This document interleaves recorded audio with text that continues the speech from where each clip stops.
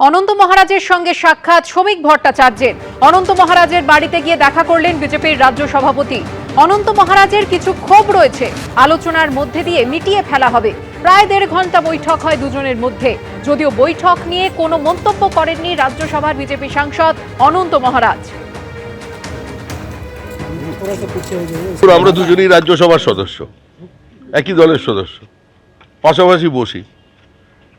তো স্বাভাবিকভাবেই উনি আজকে আমাকে আমন্ত্রণ করেছিলেন নৈশভোজ করবার জন্য। তো ওনার বাড়িতে এলাম।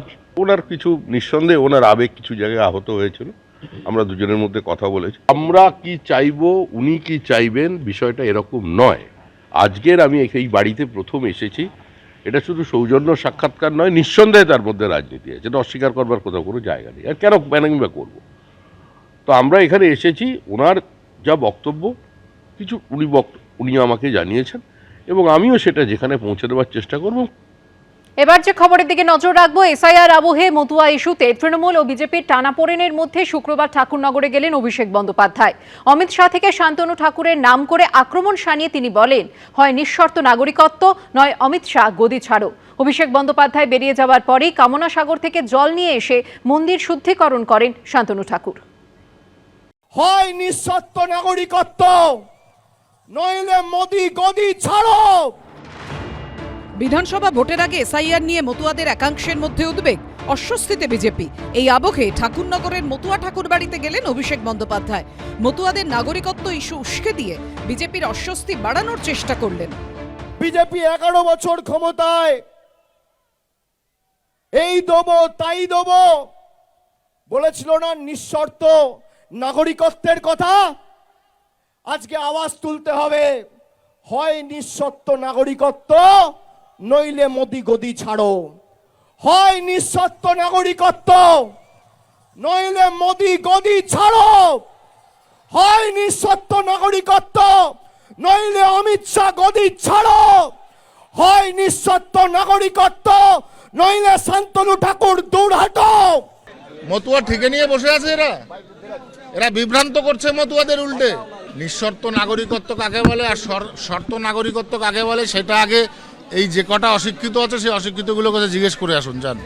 মতুয়া অধ্যুষিত তাহেরপুরে দাঁড়িয়েই আবার কমিশন ও এজেন্সিকে এক বন্ধনীতে এনে সরাসরি বিজেপিকে আক্রমণ শানান অভিষেক বন্দ্যোপাধ্যায়। ভাবছে একদিকে ইসিকে লাগিয়ে, ইলেকশন কমিশনকে লাগিয়ে মানুষের ভোটাধিকার কেড়ে নেব, আর আরেকদিকে ইডিকে লাগিয়ে বিরোধী দলের কণ্ঠরোধ করব। বাংলার মানুষ বিজেপির জল্লাদদের কাছে আর দিল্লির জমিদারদের কাছে মাথা নত করবে না। অভিষেক এইসব কথা বলছিলেন তখন নিজেও জানতেন তিনি ডাহা মিথ্যে বলছেন। মন পড়েছিল কয়লা কাণ্ডে, মন পড়েছিল আজকের ঘটনায়, একটুখানি আবেগে আজে বাজে বলে ফেলেছেন। উনি তো বললেন যে মতুয়াদের ব্যাপারে সবই নাকি তৃণমূল ভেবেছে। কবে ভেবেছে, কোথায় ভেবেছে উনি বলতে পারেননি, বলতে পারবেনও না। উনি কয়লা কাণ্ড আগে সামলে নিন, আমরা বুঝতে পারছি সামনে খুব খারাপ দিন আসছে। একদিকে মতুয়া ঠাকুর বাড়িতে অভিষেক বন্দ্যোপাধ্যায়ের আসার জন্য পুলিশে ছয়লাম, অন্যদিকে মতুয়া বাড়িতে বিজেপি সাংসদ ও কেন্দ্রীয় জাহাজ প্রতিমন্ত্রী শান্তনু ঠাকুরের চারপাশে কেন্দ্রীয় নিরাপত্তা বাহিনীর বজ্র আঁটুনি। শুক্রবার গাইঘাটার মতুয়া বাড়িতে দেখা গেল বেনজির নিরাপত্তা বলয়। নাটমন্দির থেকে শান্তনু ঠাকুরের ঘর, মতুয়া ঠাকুর বাড়ির চারিদিকে মোতায়েন ছিল কেন্দ্রীয় বাহিনী। এরই মধ্যে বিকেলে ঠাকুরনগরের মতুয়া বাড়িতে পুজো দেন অভিষেক বন্দ্যোপাধ্যায়। আমার মনে হয় না প্রধানমন্ত্রী রাষ্ট্রপতি আসলেও এই পরিমাণে সিকিউরিটি ডিপ্লয় হয়। শাহজাদার জন্য যদি মানে এইভাবে সাজিয়ে যদি পুলিশ না রাখা হয় তাহলে কার কোথায় পোস্টিং হয়ে যাবে ওরা নিজেরাও জানে না। আমরা সাংবাদিকে বললো যে তারা বলছে 400 সেন্টার ফোর্স বলেছে। গতকালকে বললো যে রাজ্যের পুলিশ থাকতে পারবে না, ভক্ত হিসেবে এসে পুজো দিলে কোনো অসুবিধা নাই। তাহলে আজকে সেন্ট্রাল ফোর্স কেন আজকে বললো সেন্টার ফোর্স? অভিষেক বন্দ্যোপাধ্যায় বেরিয়ে যাওয়ার পরই কামনা সাগর থেকে জল নিয়ে মন্দির শুদ্ধ করেন বিজেপি সাংসদ শান্তনু ঠাকুর। সমীরণ পাল, অনির্বাণ বিশ্বাস ও শিবাশিস মৌলিকের রিপোর্ট, এবিপি আনন্দ। 1 ফেব্রুয়ারি ব্রিগেড সমাবেশের ডাক দিয়েছেন হুমায়ুন কবির। তাঁর টার্গেট 10 লক্ষের জমায়েত। জোট নিয়ে জল্পনার মধ্যেই শুক্রবার ফুরফুরা শরীফে ভাঙড়ের আইএসএফ বিধায়ক নওশাদ সিদ্দিকের বাড়িতে যান হুমায়ুন কবির। 1 ফেব্রুয়ারি রবিবার বেলা 1টার দিকে। আমার টার্গেট 10 লক্ষ। মমতা বন্দ্যোপাধ্যায়ের জেলা সফরের দিনই নাটকীয়ভাবে দল থেকে সাসপেন্ড। তারপর বাবরি মসজিদের শিলান্যাস থেকে শুরু করে জনতা উন্নয়ন পার্টি নামে নতুন দল তৈরি। বিধানসভা ভোটের মুখে রাজ্য রাজনীতিতে হইচই ফেলে দিয়েছেন সাসপেন্ডেড তৃণমূল নেতা ও ভরতপুরের বিধায়ক হুমায়ুন কবির। আর এবার তিনি ব্রিগেডের পথে পা বাড়ালেন। রাজ্যে কয়েক মাসের মধ্যেই বিধানসভা ভোট, তার আগে 1 ফেব্রুয়ারি ব্রিগেড সমাবেশের ডাক দিয়েছেন হুমায়ুন কবির। কিন্তু তিনি বিধানসভা ভোটে কার সঙ্গে যাবেন, কার সঙ্গে জোট বাঁধবেন, একটি দলের সঙ্গে নাকি একাধিক দলের সঙ্গে, এই নিয়ে জল্পনার মধ্যেই শুক্রবার হুগলির ফুরফুরা শরীফে ভাঙড়ের আইএসএফ বিধায়ক নওশাদ সিদ্দিকীর বাড়িতে যান হুমায়ুন কবির। যে কেউ আমাকে ডাকলে আমি তাদের কাছে যাব, আমি ডাকলে তারা যদি আসে আমার কোনো বিজেপিকে ক্ষমতা না আসতে দেওয়ার জন্য আমার দল, আর এই দুর্নীতিগ্রস্তদের পরাস্ত করার জন্য আমার দল। কংগ্রেসের সঙ্গে কথা হলো কি? এখনই বলবো না, সময় কথা বলবে। এদিন হুমায়ুন কবির যখন যান সেই সময় বাড়িতে ছিলেন না নওশাদ সিদ্দিকী। অফিসিয়ালি কমিউনিকেশন করাটা জরুরি।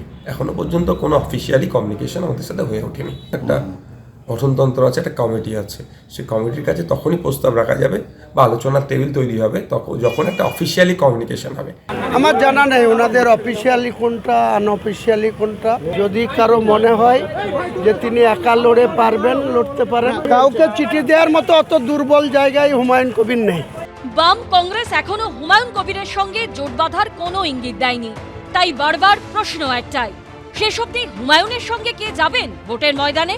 সেনাবাহিনীর হাতে ব্রিগেড করে দেবে আর ওই চিড়িয়াখানা ভিক্টোরিয়া এইসব দেখাতে নিয়ে যাবো বলে কিছু লোককে আনবে।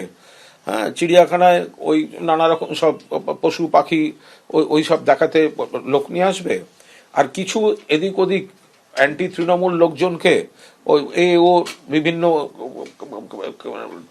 ভাবে তাদের 2-4 জনকে পাঠাবে। তো কি এসে গেল? তো সিপিএম ও তো ব্রিগেড করেছে, অমুক করেছে, তো যারা যায় তারা কি সিপিএম কে ভোট দিয়েছে?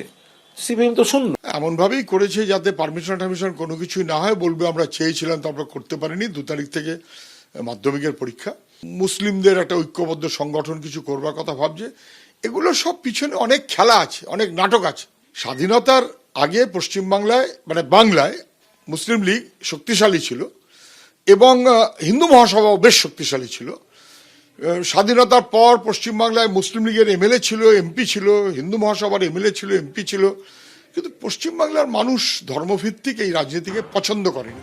ব্রিগেড সমাবেশ 1 ফেব্রুয়ারি, আর ঠিক তার 9 দিন পরে শুরু হতে চলেছে মসজিদ নির্মাণের কাজ।